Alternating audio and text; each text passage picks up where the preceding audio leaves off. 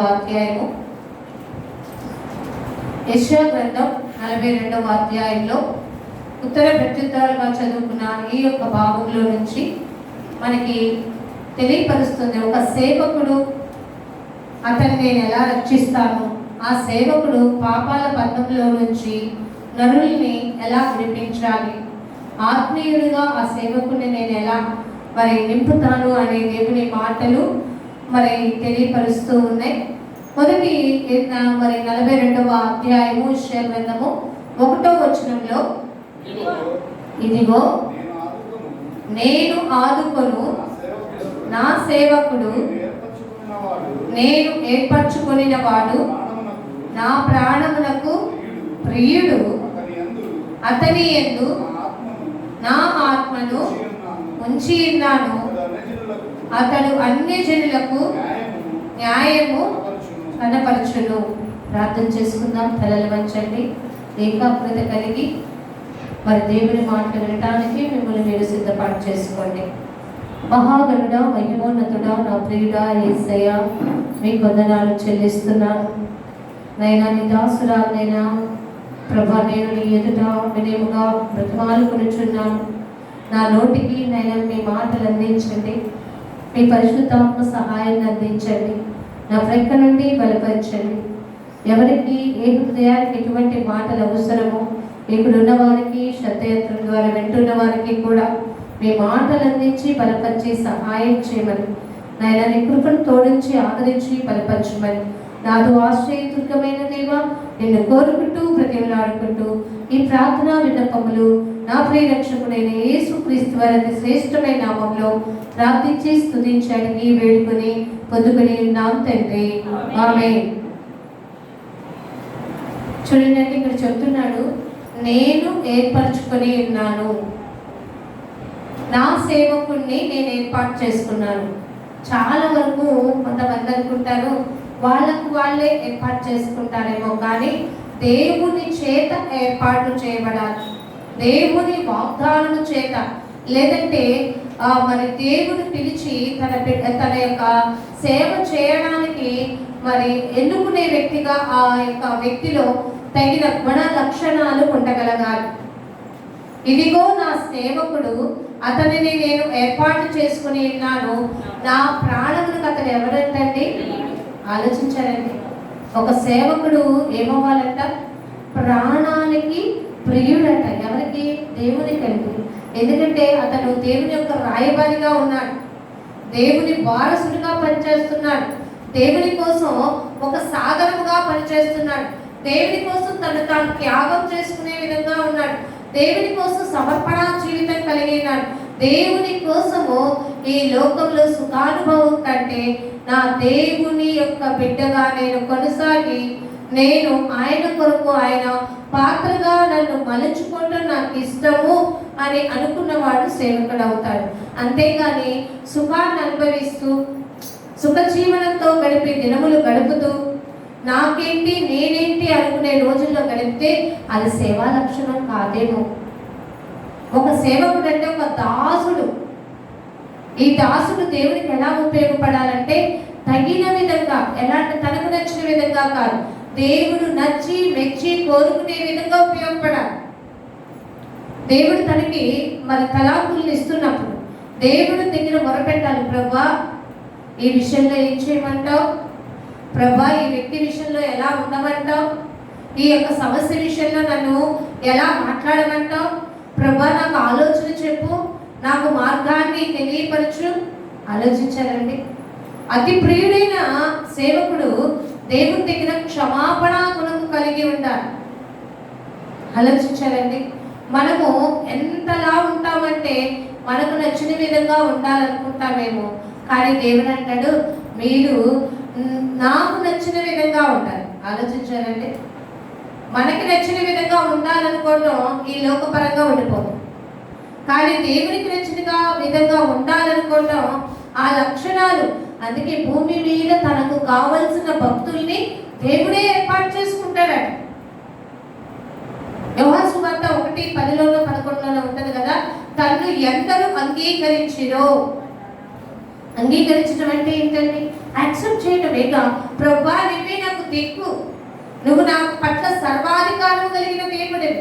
ఇక నా తలంపులు కాదు, నా ఆలోచనలు కాదు, నా చూపులు కాదు, నా నడక కాదు, కేవలం ఏదైతే మీరు గైడ్ చేస్తారో, ఏదైతే నాకు ఆలోచన చెప్తారో దాని ప్రకారం నేను నడవటం. తను తాను దేవుడికి అంగీకారంగా నడుచుకున్నవాడు. అంటే తను ఎందరు అంగీకరించినో వారికందరికీ అనగా దేవుని నామమందు విశ్వాసం ఉంచిన వారందరికీ ఏం చేస్తారు తెలుసండి? ఆలోచించారా? దేవుని పిల్లలయ్యే అధికారం అంటే ఎంత గొప్ప భాగ్యం. దేవుని పిల్లలు అవ్వడం అంటే ఎంత గొప్ప భాగ్యం. నువ్వు అనుకుంటావు ఎవరి పిల్లాడిరా అంటే, అరే నువ్వెవరి పిల్లాడు అనుకుంటున్నావు? మన ఇంటి వాళ్ళ పేరంటే, మన ఇంటి వాళ్ళ పేరు చెప్తే నేను వెళ్ళిపోవాలి. అబ్బో మనకి ఎంత బలంగా మురిసిపోమాక. కోరాకు వాళ్ళు అలాగే అనుకుని ఒక్కసారిగా దేవుని ఉగ్రతకి గురయ్యి భూమిలో పడ్డారు. నీవు నీ యొక్క మరి ఇంటి పేరుని చూసుకొని, లేకపోతే ఈ భూలోకంలో నీకు కులవంటు అనేది ఒకటి ఏర్పాటు చేసుకొని, దాన్ని బట్టో నువ్వు ఇంకా నీకున్న స్థితిని బట్టో, నీకున్న మరి చేస్తున్న ఆ యొక్క ఉద్యోగాన్ని బట్టో, విద్యను బట్టో నీ అధికారాన్ని చలాయించున్నాక అది లోకపరమైనది. దేవునికి నచ్చినట్టుగా, మెచ్చినట్టుగా, దేవుడు కోరుకునే విధంగా, దేవుడు నీ దగ్గర నుంచి ఆశించే విధంగా నువ్వు ఒకటే అనాలి, ప్రభా నీ చిత్తమును నెరవేర్చుట నాకు లేదు. ఇదండి ఒక సేవకుడిగా మనం అడగటం. మన సబుద్ధిని ఆధారం చేసుకోకూడదు. సామెతలు 3:5 అదే అంటాడు కదా, నీ సబుద్ధిని ఆధారం చేసుకొనక నీ హృదయం అంతటితో నా మీద ఆధారపడు. అంటే మనం ఎప్పుడు కూడా దేవుని మీద ఆధారపడాలి. ఒక సేవకుడైనా దేవుని మీద ఆధారపడాలి, ఒక విశ్వాస అయినా సరే దేవుని మీద ఆధారపడాలి. యెహోవాను నమ్ముకుని వాడు వర్ధిల్లుతాడు, కానీ తన మనసును నమ్ముకుని వాడు బుద్ధిహీనుడు. సామెతల గ్రంథంలో తెలియపరుస్తాడు. ఆలోచించారండి. నీవు దేవుని నమ్ముకో, వర్ధిల్లుతావు. మనుషులు నమ్ముకోకు, నువ్వు ఏమైపోతావంటే నీకున్న స్థితిలో నుంచి పడిపోతావు. మనుషులు నిందలు పెడతా ఉంటారు, మనుషులు నీలో ఉన్న లోపాన్ని చూపిస్తారు, మనుషులు నువ్వు ఎప్పుడు ఒంటరివాడు అని నేను శక్తిహీనుడు చేస్తారు. కానీ దేవుడు ఏమంటాడు తెలుసా? భయపడకు, బాధపడకు, నేను నీకు తోడున్నా, నేను నిన్ను ఆదరిస్తా, నేను నిన్ను బలపరుస్తా, నేనున్నా నీకు అని చెప్పే మరి గొప్ప దేవుడిని మనం కలిగి ఉన్నామండి. ఆలోచించారా? అందుకని మన మనుషులే కాదు, దేవుని నమ్ముకోవాలి. దేవుని ఆలోచనతో మనము నడవాలని కోరుకోవాలి. ఇక్కడ అంటున్నాడు, నేను ఏర్పరచుకుని నా సేవకుడు నాకు ఎలా ఉంటాడంట? ప్రాణమునకు ప్రియుడు. ఆలోచించారండి. అందుకే మోషే అన్నాడు, మోషే తిట్టేసే వాళ్ళే ఇలియాతో ఏమన్నాడు? మోషేతో కావాలంటే నేను ఎలా మాట్లాడగలను? ఫేస్ టు ఫేస్ మాట్లాడగలను. నువ్వేంటి అంత ధైర్యంగా మోషేని నిందించేస్తున్నావు? ఆలోచించాలండి. ఒక సేవకుడి విషయంలో చాలా జాగ్రత్తగా ఉండాలండి. అందుకే మిరియాలు ఏం తెచ్చుకుంది? కుష్ఠరోగం తెచ్చుకోలే.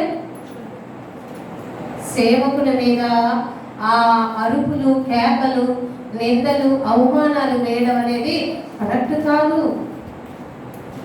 నీకు ఇబ్బంది కలిగిందా? నువ్వు తట్టుకోలేకపోతున్నావా? ఎవరికి చెప్పాలి? దేవుడికి చెప్పు. ఆయన ఏం చేస్తాడో తెలుసా? చక్కగా నేనైతే అది చేస్తాను కాబట్టి నా అనుభవాన్ని మీతో షేర్ చేసుకుంటాను. ఎందుకంటే ఒక సేవకుడు, ఒక బోధకుడు ఏం చేయాలో తెలుసా? ప్రతిదీ తనంతట తను ఎక్స్పీరియన్స్ చేయాలి, అనుభవించాలి. ఆ అనుభవ పూర్వకంలో నుంచే ఆ మాధుర్యాన్ని ఇతరులకు సాక్ష్య రూపకంలో చెప్పగలగాలి. ఆలోచించారండి. అందుకని యెహోవా ఉత్తముడని ఏం చేయమన్నాడు? రుచి చూడండి. ఒక సేవకునిగా ఏర్పాటు చేసుకున్నప్పుడు ఒకసారి కీర్తనల గ్రంథం చూద్దాం.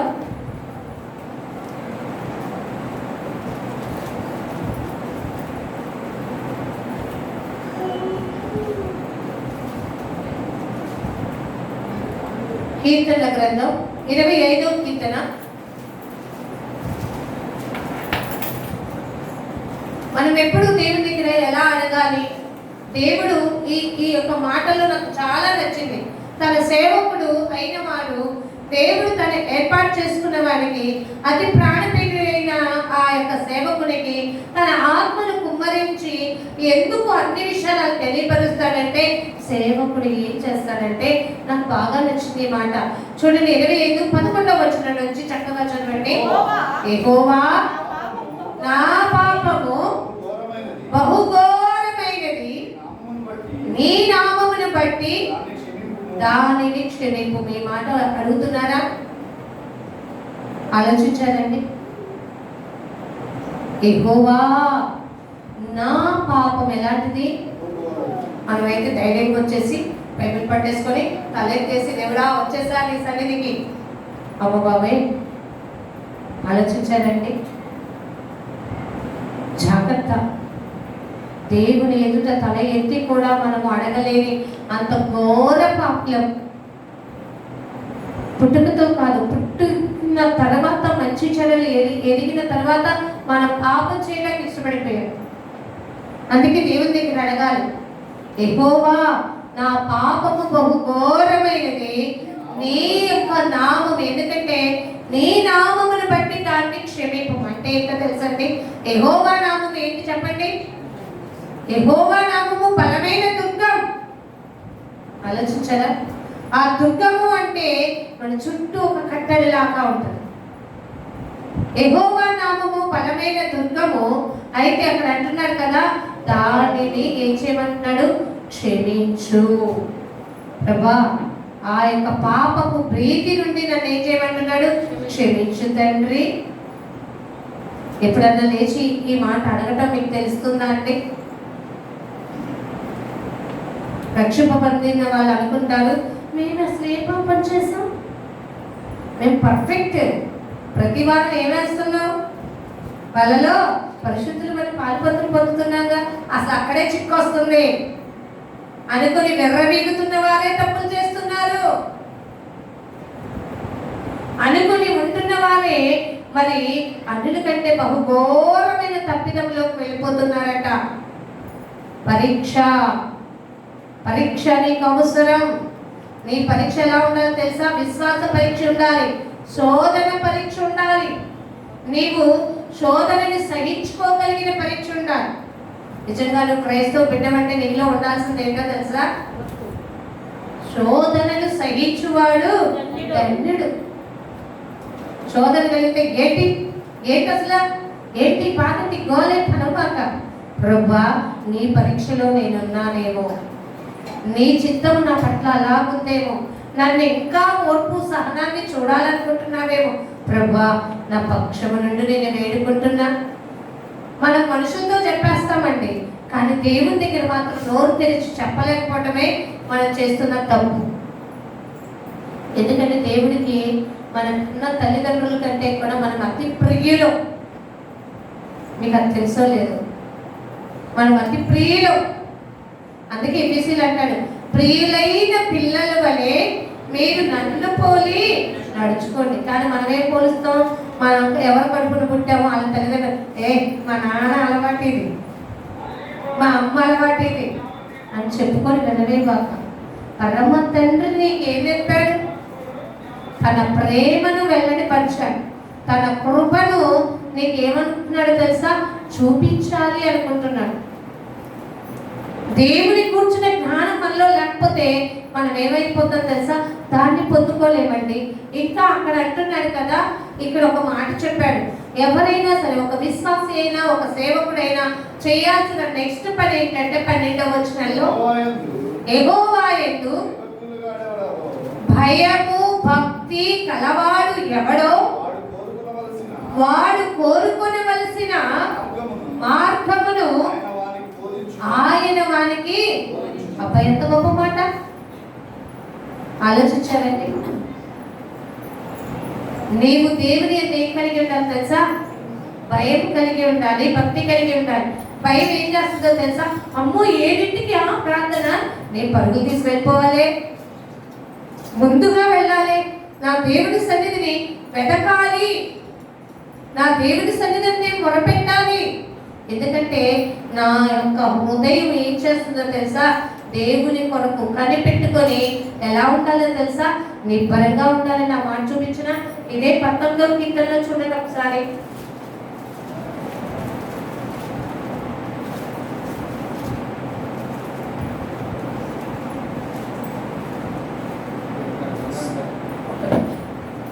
27వ కీర్తనలోనే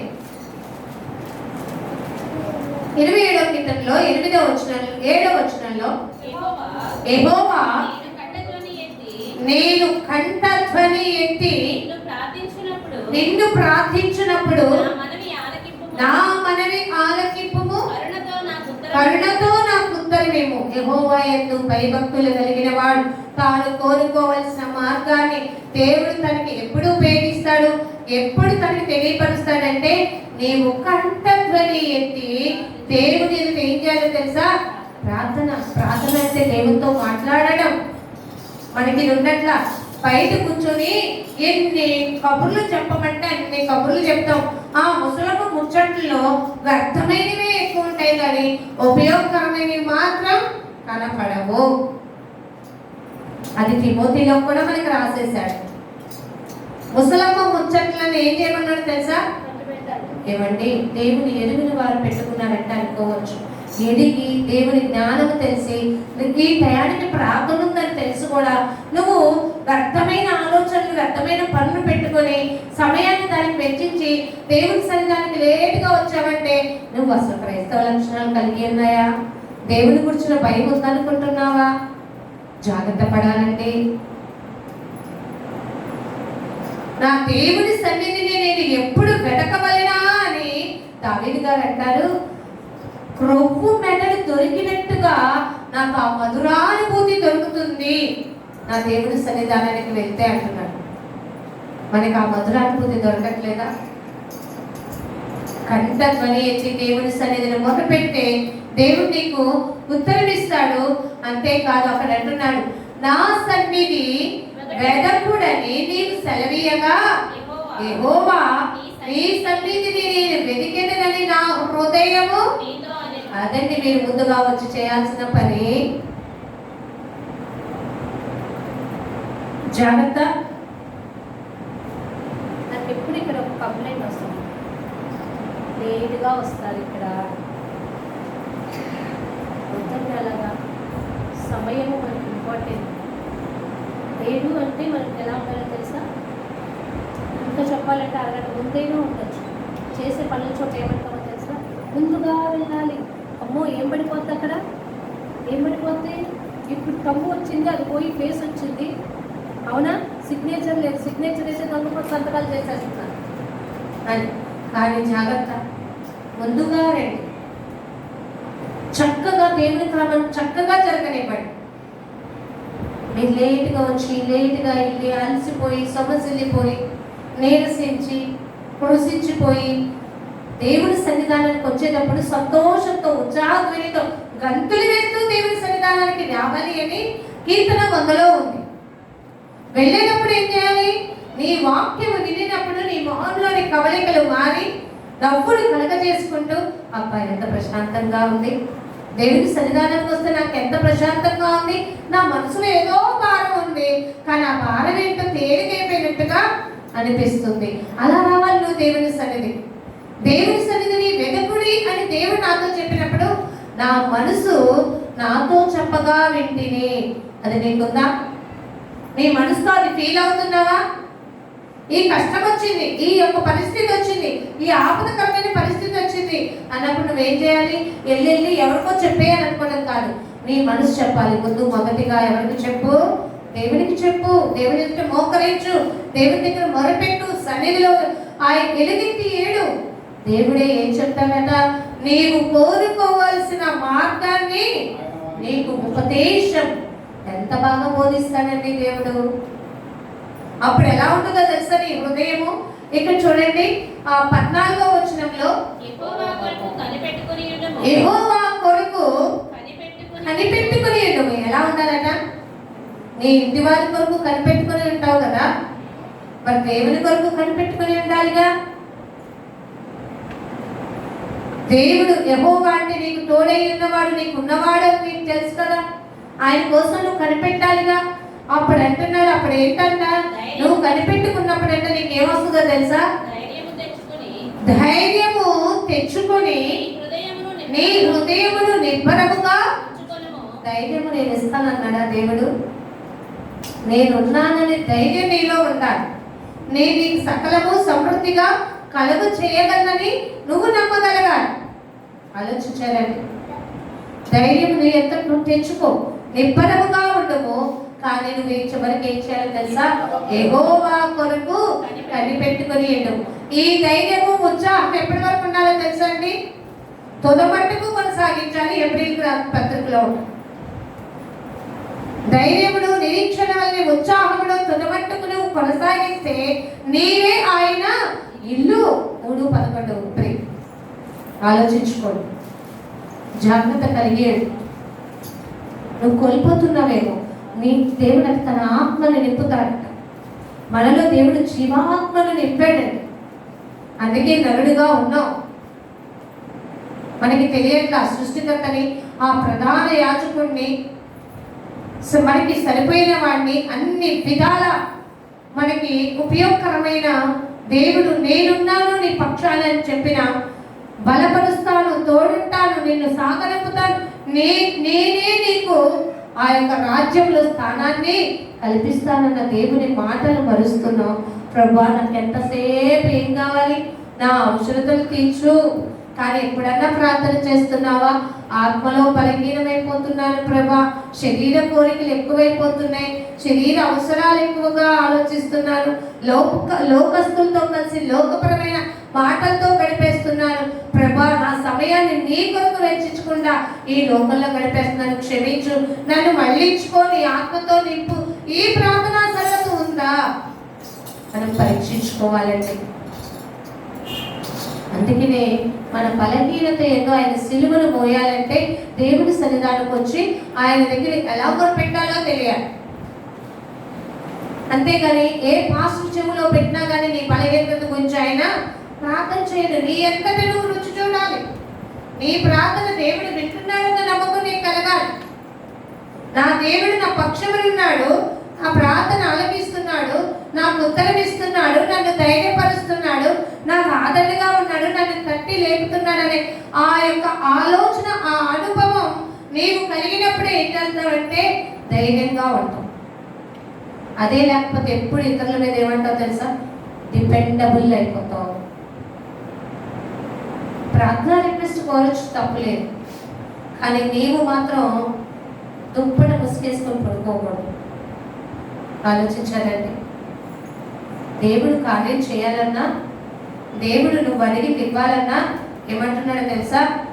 వాళ్ళ యొక్క ప్రవర్తన క్రియా ఫలితమును బట్టి నేను వాళ్ళకి ఏం చేస్తా అన్నాడు. ఆలోచించాలండి. మనం ఎట్లా అండి? అందుకే నేను అన్నాడు కదా, ఇక్కడ 27 అంటున్నాడు, ఎవరైతే నన్ను నమ్ముకుంటారో వాళ్ళకి నేను, వాళ్ళ ప్రాణం ఎలా ఉంటుందో చూడండి. యెహోవా కొరకు కనిపెట్టుకుని నిబ్బరముగా ఉండే వాళ్ళ యొక్క ప్రాణము, కీర్తన 25:13లో అతని ప్రాణము ఎలా ఉంటుందట? అదేంటండి? కీడు వచ్చునన్న భయం లేకుండా వాళ్ళు ప్రశాంతంగా బ్రతుకుతారు. నెమ్మదికరమైన జీవితం అండి. ఎలా ఉంటుందో తెలుసా? మనకి ఆల్రెడీ పౌల్ గారు చెప్పారు. ఏం చెప్పారు చెప్పండి? నిసానిద యేసుతో అనే పాటలు కూడా పాడేస్తారు. బ్రతుకుట క్రీస్తే, చావైతే అది లాభమే. ఇలా ఉంటాడు నిజ క్రైస్తవుడు. అమ్మో తన ప్రాణం వస్తుంది, పోతుంది అని కంగారు పడడు. ప్రభా నీ చిత్తం, నువ్వు నన్ను బ్రతికించావనుకో, నీ పనిలో నన్ను సాగిపోని. లేదా నా ఆయుష్ అయిపోయిందనుకో, నేను ఆలోపే నేను ఇంకా సరి చేసుకోవాల్సినవి ఏమన్నా ఉన్నాయా, నేను ఇతరులకు మాదిరికరంగా నడవాల్సినవి ఏమన్నా ఉన్నాయా, ఆ విధంగా నన్ను మంచు తండ్రి. ఈ ప్రార్థన రావాలండి మనలో. ఎందుకంటే అతని ప్రాణమట నెమ్మదిగా ఉండును, అతని సంతానము భూమిని ఏం చేసుకుంటుంది? అదేంటి? దేవుడు మనకి ఏం చెప్పాడు చూడండి. యెషయా గ్రంథంలోనే సాత్వికతను మరి దేవుడు మనకి నేర్పినట్టుగా 2వ వచనంలో అతడు ఏం చేయడు? మనమైతే ఇంట్లో జరిగేది బయట తెలుసుకోవాలి. ముందు మా ఇంట్లో ఏం జరుగుతుందో నేను చెప్పవసరంలా. నువ్వు చెవు పెట్టి తింటావా, కళ్ళు పెట్టి చూస్తావా, కావిడి గాడిచ్చేసి. మన ఇళ్ళల్లో ఉండకూడదండి వ్యర్థమైన కావిడి, రహస్యంగా ఉండాలి. ఏదైనా అక్కడ గడప దాటిన తర్వాత ఇంకా మాట్లాడుకోండి, ఉన్నది ఉన్నట్టుగా నేర్చుకోవాలి. అదే అంటున్నాడు, ఆ సేవకుడు ఎలా ఉంటాడంటే అండి, కేకలు వేయడు, అరవడు, కంఠస్వరము ఎక్కడ వినపడలేడు. చదవండి అందరూ, ఎక్కడ వినపడలేడు. మనదైతే ఇంటి గుమ్మం దాటి ఇక్కడ మొదలెట్టు ఆ చివరి వీధికి పక్కన 10 మంది ఇళ్ళు మనల్ని చూసి వావ్ నీ నామమును బట్టి, మనం బట్టి, నా నామము అంటే యేసు ప్రభువు యొక్క నామము ఏం చేయబడుతుంది. మనం ఎవరి విషయంలో జాగ్రత్తగా ఉండాలి తెలుసా? అన్ని జనుల విషయంలో మీరు చాలా తెలివిగా ఉండండి, వివేకం కలిగి ఉండండి. ఎందుకంటే వాళ్ళు ఏం చేస్తారు, అబ్బో ఇల్లరా బాబు, ఇళ్ళల్లో ఏర్పడుతుంది ఏంటంటే అదే మన ఇల్లేనేమనుకుంటా, మనమేనేమనుకుంటా, రాకూడని, వినపడకూడని అపవాదిని మధ్య చేస్తున్న ఆ గలిబిలిని వివేకవంతుడు ఏం చేస్తాడో తెలుసా?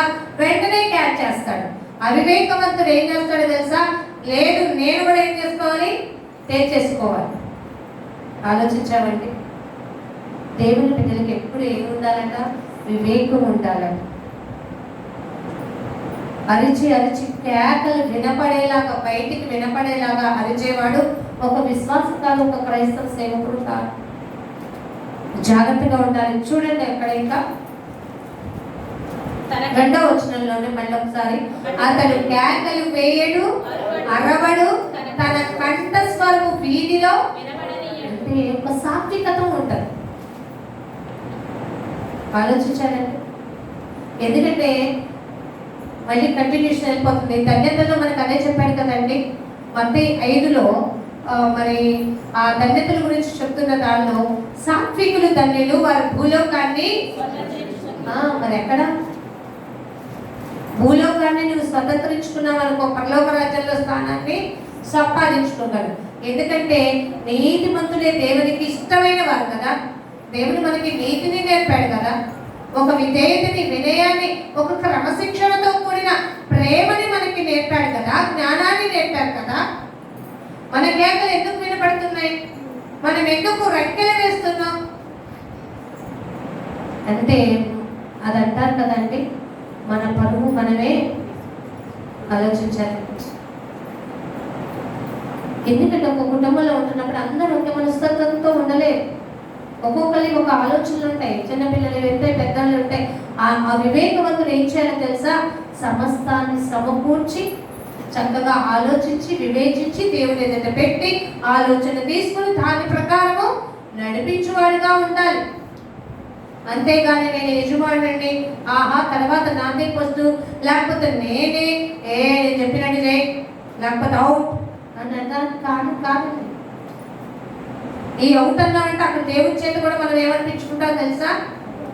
ఎందుకంటే ఏం విత్తుతావో ఆ పంటని మరి జాగ్రత్త, విత్తే విషయంలో జాగ్రత్తగా ఉండండి. అందుకే ఇక్కడ అంటున్నాడు, నేను సాత్వికతను నేర్పాను, ఆ సాత్వికతలో నువ్వు ఉంటే నీ ఇక్కడ మనకి 25వ కీర్తనలో కూడా అదే చెప్తున్నాడు కదా, అతడు ప్రాణము పోతుంది అన్న విషయంలో అదనక బెదరక నెమ్మదిగా ఉంటాడు. అతడు భూమిని, అతని సంతానము భూమిని స్వతంత్రించుకొను. ఎందుకంటే భలే వండర్ఫుల్ వాకింగ్ కింద ఉందో చూడండి, 25:14లో, యెహోవా మర్మము ఆయన యందు భయభక్తులు గలవారికి. అర్థమైనా? ఎప్పుడన్నా ఆయన మర్మం తెలుసుకున్నామన్న ఆలోచన జ్ఞానం ఎవరికన్నా ఉందా? ఎందుకంటే దేవుని మర్మము బహు లోతైనది. అందుకని అంటాడు, దాన్ని ఏం చేయాలట? చేదుకోవాల. నీతిమంతుడు ఎప్పుడు దాన్ని ఏం చేసుకుంటాడట? చేదుకోవడానికి ప్రయత్నిస్తాడట. ధనవంతుడు లాగా మా వెళ్ళిదే ఏంటి చెప్పుకొచ్చాడు, అవును గొప్పవాడివే, మరి నీకు ఆ మాట అనకూడదని తెలియాలి. ఆలోచించారండి. మర్మము ఆ మర్మ వివేచనలో ఏమో మళ్ళొకసారి నీకు రీకాల్ ఇస్తున్నాడేమో, మళ్ళొకసారి నువ్వేదో గ్రహించాలేమో, అంతకుముందు ఏమన్నా మిస్ అయ్యావేమో. ఆలోచించామండి. మనం అది తెలియాలి. యెహోవా మర్మము తెలుసుకోవాలంటే ఎవరికి తెలుస్తుందంటే దేవుని యందు భయభక్తులు కలిగిన వాడు, సాత్వికమైన గుణము కలిగిన వాడు, దేవుని కొరకు కనిపెట్టుకుని నిబ్బరముగా ఉన్నవాడు ఆ మర్మాన్ని ఏం చేసుకోగలుగుతాడు తెలుసా? ముందుగా తెలుసుకుంటాడు. అందుకే దేవుడు చెప్పిన మాటలు అర్థం ఇంకా బహులోతుగా ఉంది. నా బిడ్డలు భయము కలుగుతున్నది అన్న ఆ భయము లేక ఏం చేస్తారు తెలుసా? నిబ్బరము కలిగి నేను ఏమంటామన్నా నా బిడ్డల్ని ధైర్యముగా ఉండాలి. ఆకాశములో భూమి మీద మహావింతలు జరుగుతాయి, వాటిని చూసి మీరు ఏం చేయొద్దన్నాడు? భయపడకండి. నా బిడ్డలారా మీరు ఎలా ఉండాలి? ధైర్యంగా ఉండాలి, ఆలోచనతో ఉండాలి, సరిచేసుకునే తత్వంలో ఉండాలి. అదే సాత్వికంతో ఒక మాట చూపిస్తాను చూడండి. మత్తయి సువార్త 11వ అధ్యాయం, మత్తయి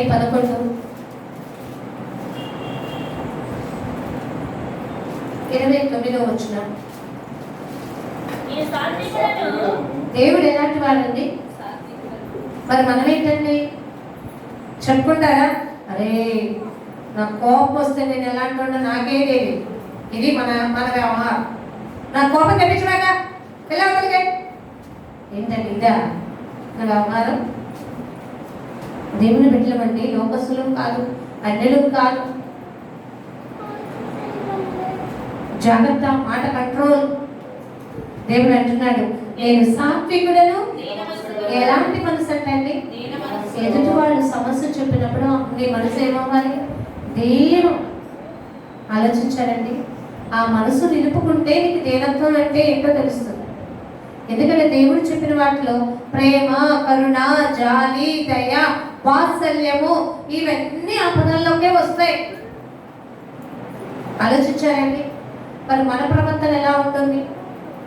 అరుపులు, కేకలతో నిండుకునే అహం గర్వంతో ఎలుబడి చేసేలాగా ఉంటే పతనానికి కారణం. నీ కఠినమైన శ్రమలు వస్తాయి, ఇబ్బందులు వస్తాయి, దేవుడు చూస్తూ ఉంటాడు. కానీ దేవుడు ఏం గమనిస్తాడో తెలుసా? ఇన్ని శ్రమలు ఎదుర్కొంటున్నా, ఇన్ని ఇబ్బందులు ఎదురవుతున్నా ఈ బిడ్డ వాటిని నిర్లక్ష్య పెట్టిన సన్నిధానానికి వచ్చిందా? అది దేవుడు చూసేది. అంటే నువ్వేం చేయాలో తెలుసా? తట్టుకోగలిగిన క్యాపబిలిటీ ఉండాలి. ఎప్పుడే తట్టుకోగలుగుతా ఆ తర్వాత వచ్చే ఆ భయంకరమైన శ్రమలను ఎలా తట్టుకోగలుగుతావు? అందుకే దేవుడు చెప్పాడు, శోధనని సహించువాడు ధన్యుడు.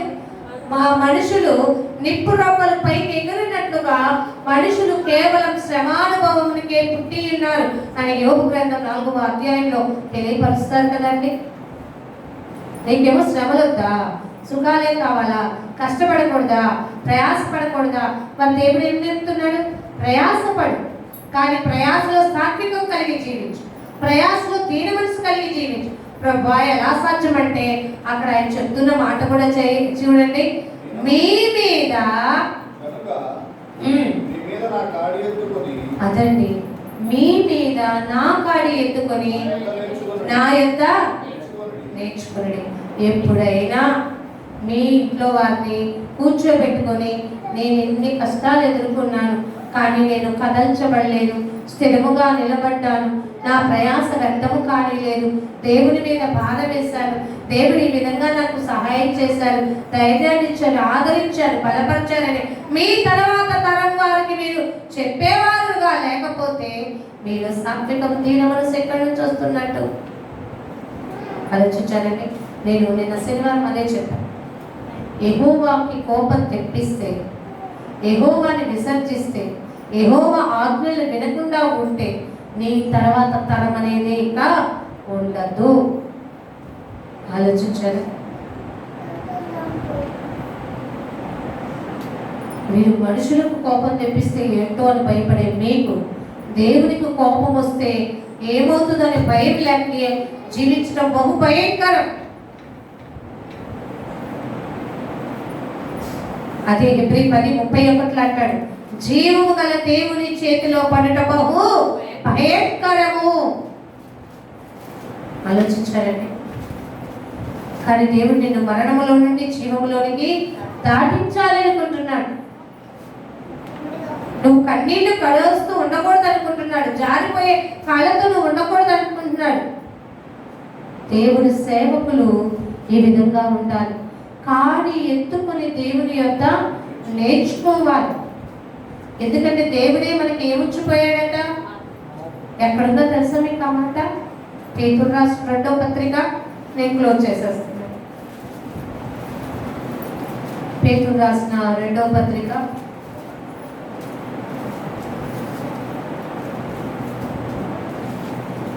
సారీ 1వ పత్రిక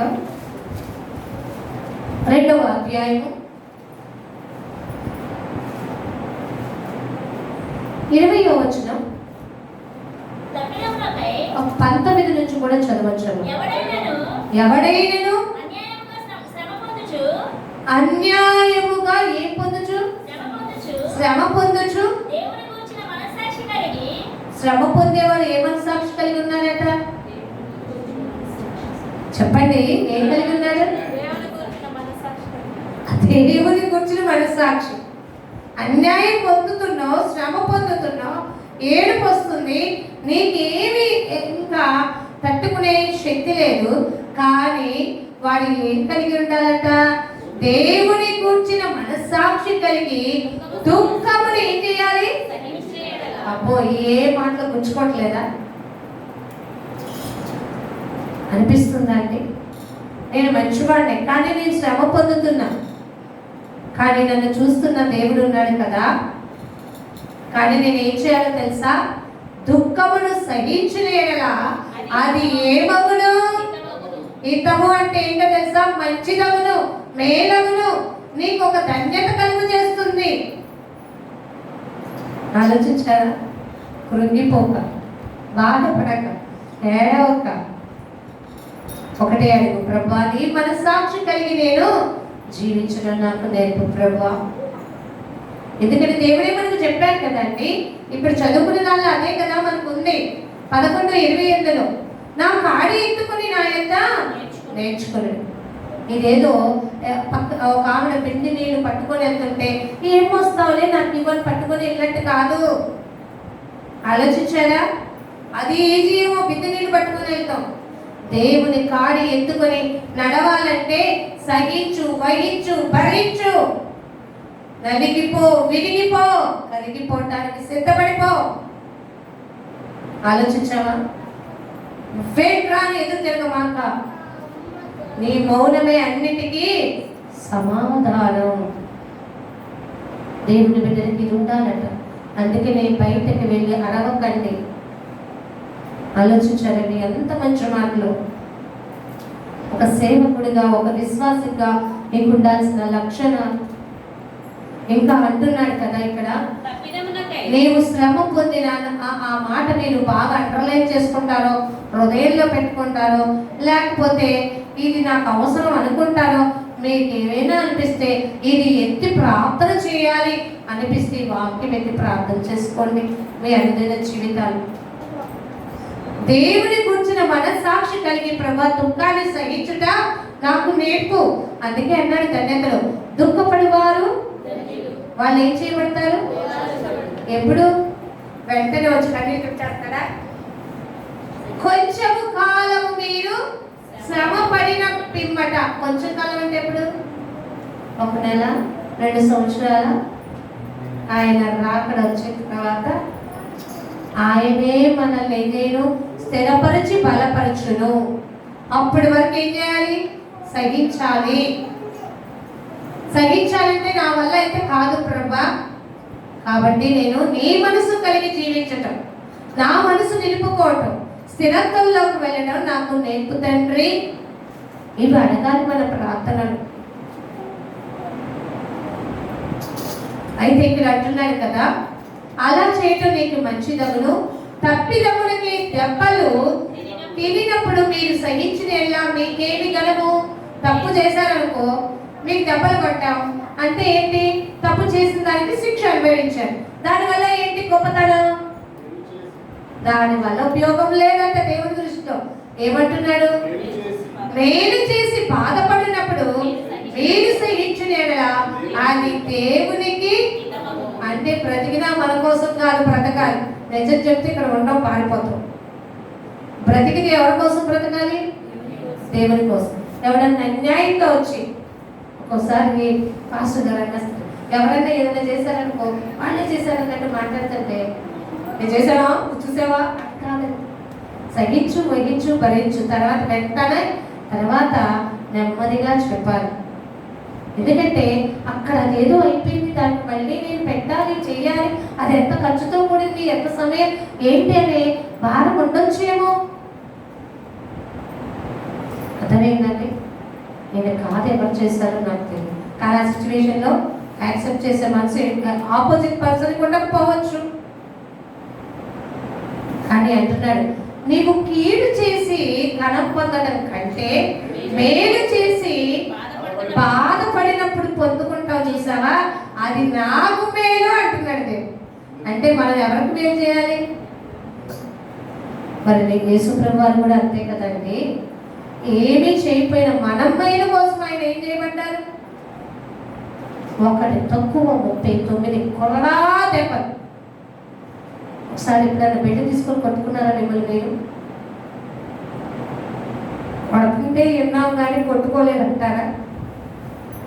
ఆలోచించండి. బిడ్డతోనే మనం తట్టుకోలేమే, కర్రలతోనే తట్టుకోలేమే. కొరడా దెబ్బలు, ఒంటి మీద నూలు పోగు కూడా లేకుండా యేసు ప్రభు వారు మన కోసం, మన తప్పిదముల నిమిత్తం రోమా వాళ్ళ యొక్క తీర్పు ప్రకారంగా మరి కొరడాలతో కొట్టి అంతలా నలగొట్టబడటం మరి మనకి మేలు చేయడానికి కదా అంటూ అక్కడ అంటున్నారు కదండి. చూడండి, ఎందుకు మీరు పిలువబడితే, మనం ఎందుకు పిలువబడ్డాం? శ్రమలు అనుభవించడానికి పిలువబడ్డాం. మరి మనకేంటి? ఆశీర్వాదం మీద ఎలా చేయాలన్న వర్షంలాగా కురిసిపోవాలంట. అదే పాడండి, శ్రమలు మా మీద పాడతామండి. అమ్మో భయం, శ్రమ అనే మాట రాని మంగమ్మని ఆలోచించారండి. తప్పకుండా దేవుడు తన బిడ్డలకు ఆశీర్వాదాలు ఇవ్వకుండా మానరండి. తప్పకుండా తన బిడ్డలకి మేలు చేయడం దేవునికి బహు ఇష్టం. తన బిడ్డలు దుఃఖంతో నీరసించి అలసిపోయి సొమ్మసిల్లే మొహంతో ఉండడం దేవునికి అసలు ఇష్టం ఉండదు. అందుకని అన్నాడు, మీరు ఎల్లప్పుడూ ప్రభువుని ఏం చేయమన్నాడు? ఆనందించండి. ఏ పరిస్థితుల్లోనైనా ఏంటి ప్రభు, ఈ కష్టంలో కూడా ఆనందించు. ఎందుకంటే నేను ఎందుకు ఆనందించాలి? నా దేవుడు ఉన్నాడు, నాకేమీ కొదువా లేదు. మీరు అనుకుంటారు అన్నీ ఉన్నవాళ్ళే గొప్ప భాగ్యవంతులని. నిజం చెప్పాలని దేవుడి దృష్టిలో ఏమీ లేని వాళ్ళే గొప్ప ధన్యులు. ఆయన కోసం తమను తాము సరెండర్ చేసుకున్న వాళ్ళే ధన్యులవుతారు. అయితే ఇక్కడ అంటున్నాడు, క్రీస్తు కూడా మీ కొరకు బాధపడి మీరు తన అడుగు జాడలేందు నడుచుకున్నట్లు మీకు ఏమి వచ్చిపోయాను ఆలోచించారండి. ఇది కావాలండి మనకి.